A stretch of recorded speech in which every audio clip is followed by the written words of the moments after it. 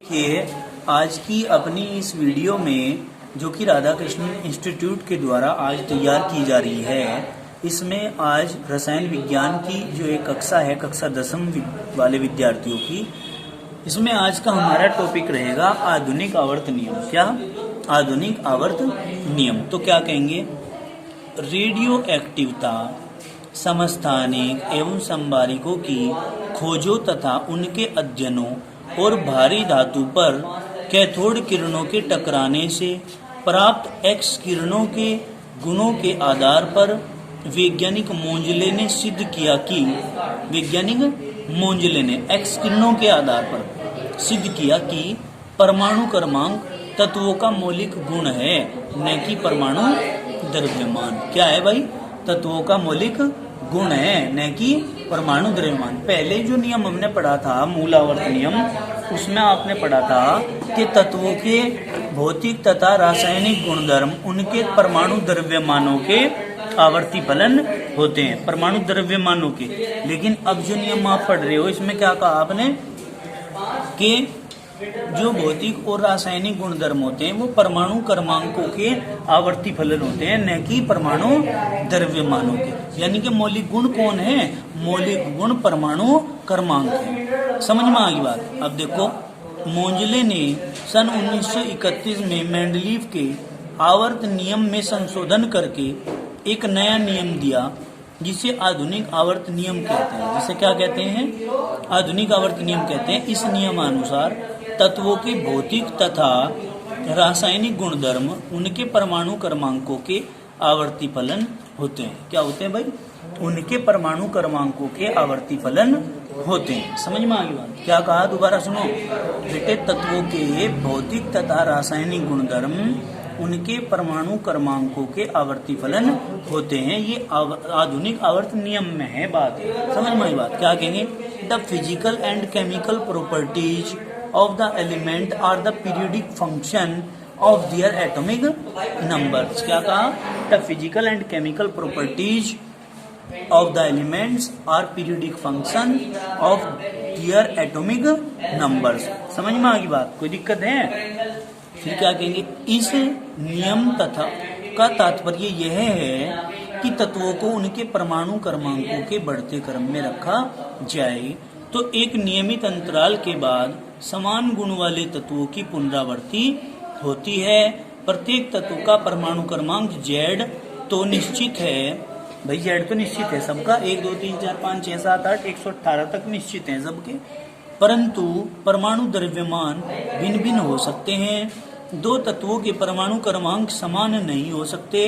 दो तत्व ऐसे भी हैं जिनका 6 हो, 6 तो बस छठेगा ही है। आगे समझ में? ऐसा तो नहीं है कि कार्बन का 6 होता है और नाइट्रोजन का भी 6 हो जाए, तो दो तत्व ऐसे नहीं हो सकते।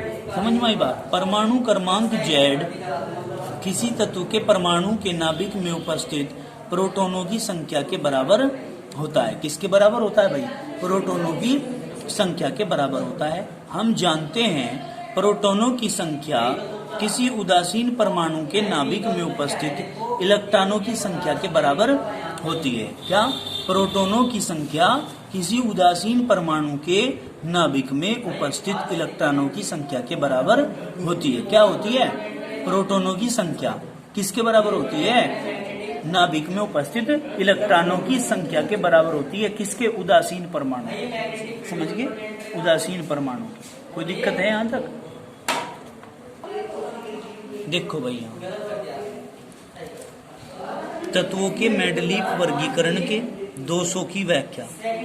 तत्वों के मेंडलीव वर्गीकरण जो करा मेंडलीव ने तत्वों का, उनकी दोषों की व्याख्या करनी। कौन कौन से दोष थे? देखो, सबसे पहला दोष समस्थानिकों का स्थान।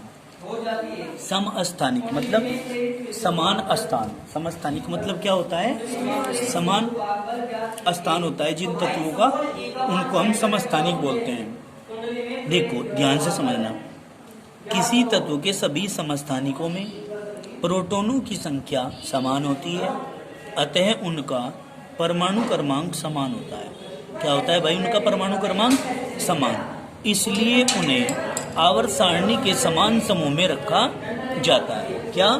आवर्त सारणी के समान समूह में उन्हें रखा जाता है। जैसे क्लोरीन है, क्लोरीन का एक तो 35 है और एक 37 है, का परमाणु क्रमांक दोनों का क्या है 17। भाई एक क्लोरीन का तो 35 है द्रव्यमान और एक का है 37, लेकिन परमाणु क्रमांक दोनों का 17 है जो कि समान है।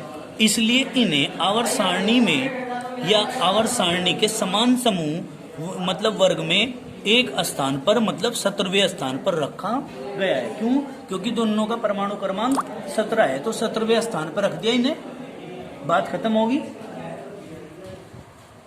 देखिए ये समझ में आ गया आप लोगों की बात कि क्लोरीन है, एक क्लोरीन का 35 है, एक क्लोरीन का 37 है, लेकिन क्लोरीन का परमाणु क्रमांक 17 है, इसलिए आवर्त सारणी में इसको 17वें स्थान पे ही रखा गया है। ऐसा नहीं है कि 18वें पर रख दिया, समझ गए, एक ही स्थान दिया गया। तो समस्थानिकों का स्थान जो है ये भी 200 की व्याख्या करता है। दूसरा का कोबाल्ट तथा निकिल का स्थान। देखो बेटे, कोबाल्ट का परमाणु क्रमांक 27 तथा निकिल का परमाणु क्रमांक 28 है। अब कोबाल्ट का 27 और निकिल का 28। कोबाल्ट का परमाणु क्रमांक कम है, कम कितना 27 है, इसलिए इसे पहले निकिल को बाद में रखा जाता है। कोबाल्ट को कहाँ रखा गया बेटे?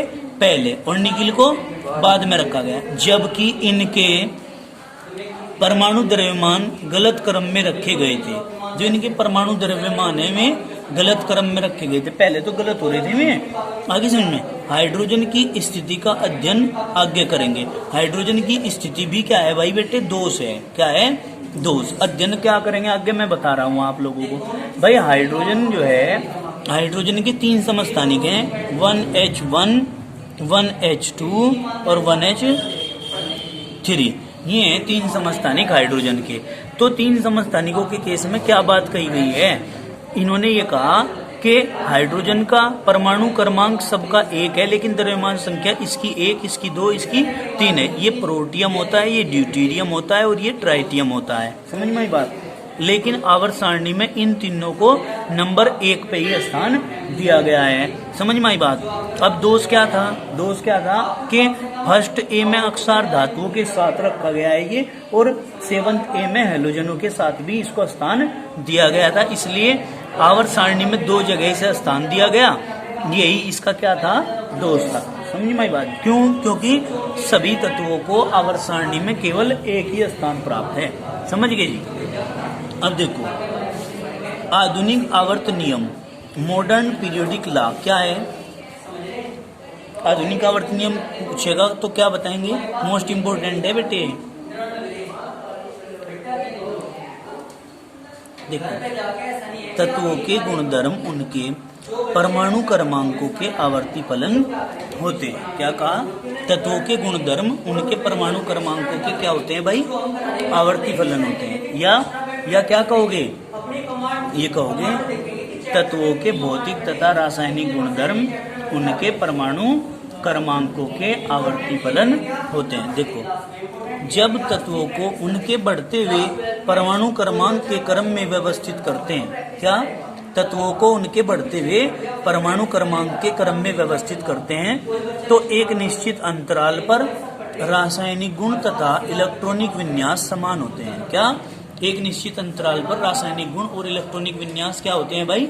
समान होते हैं। समझ में आ गई बात? अब देखो आगे, समान गुणों तथा समान इलेक्ट्रॉनिक विन्यास की एक निश्चित अंतराल पर पुनरावर्ती गुणों तथा इलेक्ट्रॉनिक विन्यास में आवर्तता कहलाती है। क्या कहलाती है भाई?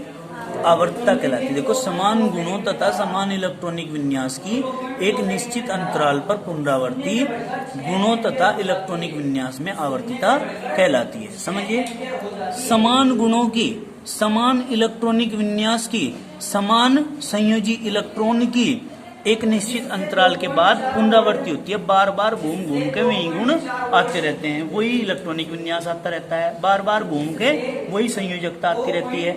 1 से 7 तक चलते हैं, 8वें पे फिर वही समानता दिखाई देती है। तो इस समानता को बार बार जिस प्रकार से, कैसे? ठीक उसी प्रकार जैसे घड़ी की सुई घूम घूम के बार बार 12 पे जाती है, तो उस गति को हम क्या कहते हैं? आवर्ती गति। और इस गुण को हम क्या कहते हैं? आवर्तता।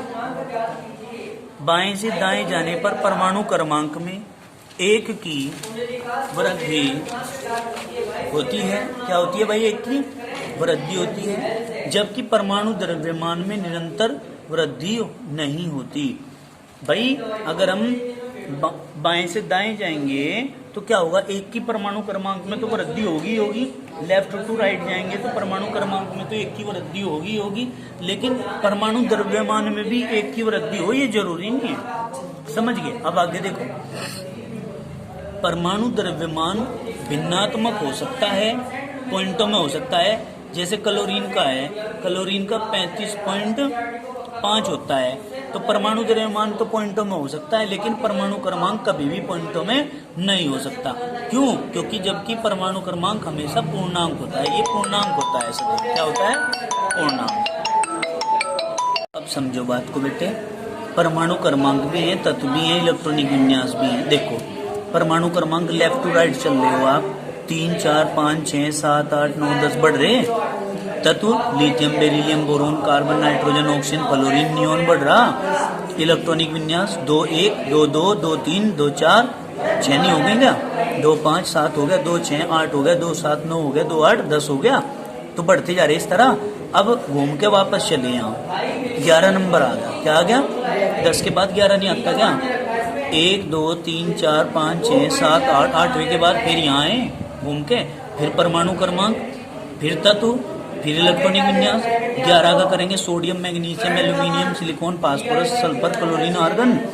देखिए इसका 2, 8, 1। इसके बाह्यतम कोश में कितने इलेक्ट्रॉन आए? 1। इसके कितने थे यहाँ? 1। यहाँ आगे चलो 2, 8, 2। इसके बाह्यतम कोश में कितने थे? 2। तो मतलब कहने का क्या है? मतलब कहने का ये है कि इस प्रकार से जब समानता दिखाई दे रही है इलेक्ट्रॉनिक विन्यास में भी, तो मतलब कहने का ये है कि लिथियम के जो गुण हैं वो सोडियम के गुणों के समान होंगे। समझ में आई बात? तो क्या है, एक निश्चित अंतराल के बाद गुणों में पुनरावृत्ति हो रही है, और गुणों में पुनरावृत्ति हो रही है तो समानता हो रही है। समानता दिखा रहे हैं गुणों में, और इसी क्रम को कहते हैं आवर्तता। क्या कहते हैं? आवर्तता इसके गुण को कहते हैं, समानता प्रदर्शित करने के गुण को। देखो जी, उपरोक्त सारणी में सारणी बना लेनी है ये। लिथियम का परमाणु क्रमांक 3 है तथा इसका इलेक्ट्रॉनिक विन्यास 2, 1 है। अतः लिथियम परमाणु में संयोजकता इलेक्ट्रॉन की संख्या 1 है। लिथियम के देखो बाह्यतम कोश में संयोजकता कोश बोलते हैं इसको, हैं? संयोजी कोश 1 इलेक्ट्रॉन है। जैसे जैसे परमाणु क्रमांक बढ़ता है, परमाणु क्रमांक जैसे जैसे बढ़ेगा वैसे वैसे संयोजकता इलेक्ट्रॉन की संख्या भी लिथियम में 1 से नियोन तक 8 तक बढ़ती है। देखो 1, 2, 3, 4, 5, 6, 8 तक बढ़ गई। इन तत्वों में संयोजकता इलेक्ट्रॉनों की संख्या तो भिन्न है। क्या है भाई? संयोजकता तत्वों की संख्या तो भिन्न है, परंतु कोषों की संख्या समान है। अगर बात करें कोष की तो ये द्वितीय कोष में आ रहे हैं। किसमें? द्वितीय कोष में। नियोन का परमाणु क्रमांक 10 है तथा इसका इलेक्ट्रॉनिक विन्यास 2 और 8 है। ठीक है, इससे अगला तत्व सोडियम है। क्या है इससे अगला तत्व?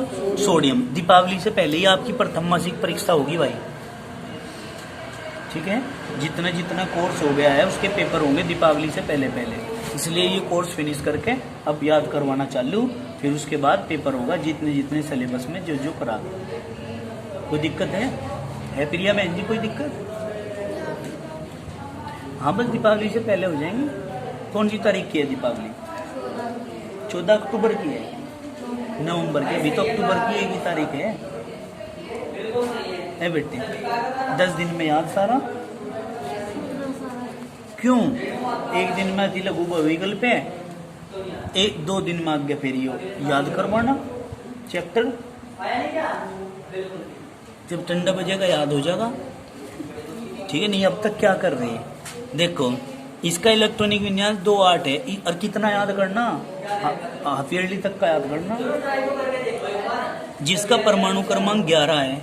अगला तत्व सोडियम है बेटे, जिसका 11 है। देखो ये रहा सोडियम, इसका 11 नंबर नहीं है क्या? तथा इसका इलेक्ट्रॉनिक विन्यास 2, 8, 1 है। सोडियम में संयोजी इलेक्ट्रॉनों की संख्या फिर 1 आ गई घूम के, इसलिए सोडियम 2, 8, 1 तथा लिथियम 2, 1 का इलेक्ट्रॉनिक विन्यास समान है। अतः दोनों में एक संयोजकता इलेक्ट्रॉन है और दोनों के रासायनिक गुण समान है। दोनों के रासायनिक गुण क्या है भाई? समान।